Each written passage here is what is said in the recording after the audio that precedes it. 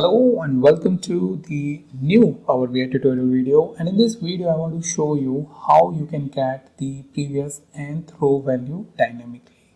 So in my previous videos I have shown you the scenarios that I was covering is how you can get the previous, then we have looked at the nth row where we can specify, but your user may come back and say, oh, I want to have the control in my hand and I want to see the dates based on what I'm selecting, and that's basically the max that you can give it to your end user. So how you can enable that? So if you remember, but if not, then these were the two calculations that we did related to the fourth scenario and the second scenario. So if I show you the fourth scenario one, what it has is it's basically a calculation based on the dates. So in front of fifth we are having third because we are going two step back. So minus 1 is basically two step back, starting from 0, which is one step back, right? So so over here minus 1, minus 2 is basically three step back. So that is the scenario that we are having. Earlier in the fourth scenario, this is basically manual that a developer is specifying based on the requirement. But if the requirement is changing and your user is saying now I want to basically control this, then how I can do this, right?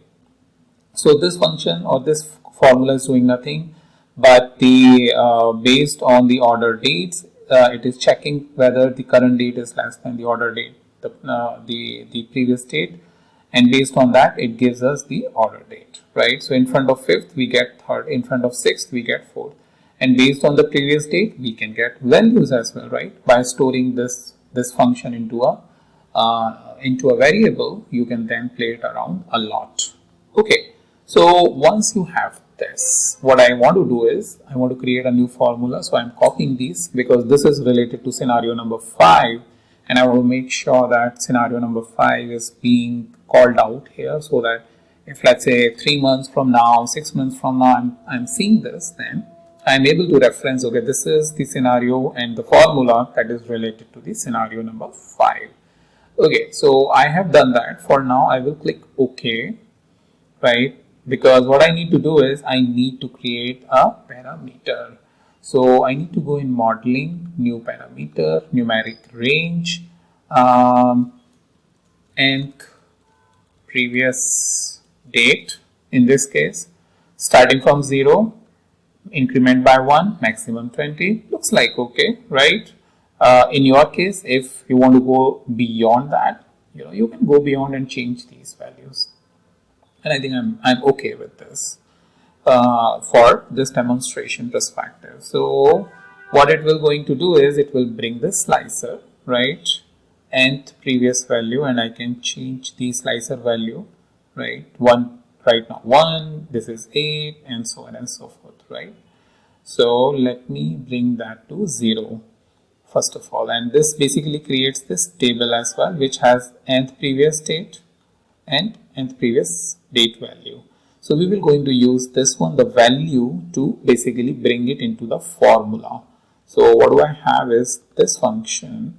Rather than saying minus 1, I will say nth value over here.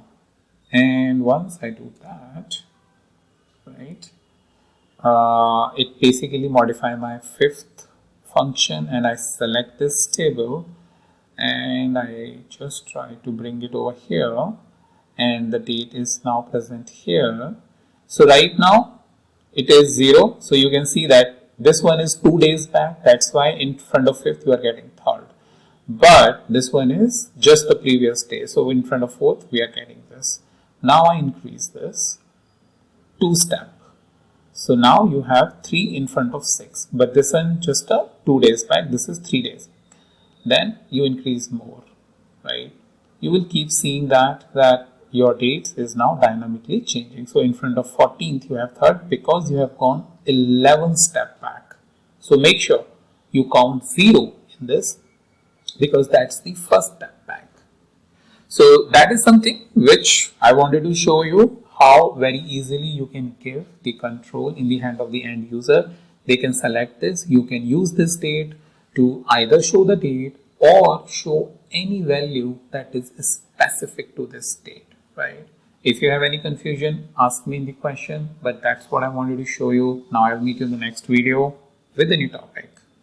And just before I leave, if you want to grab this workbook, information is in the description. If you want this data set that I'm using, then the information is in the description where I have the data set. In the data set folder, I have the data set sheet. In the row number 19, I have this sample superstore data set.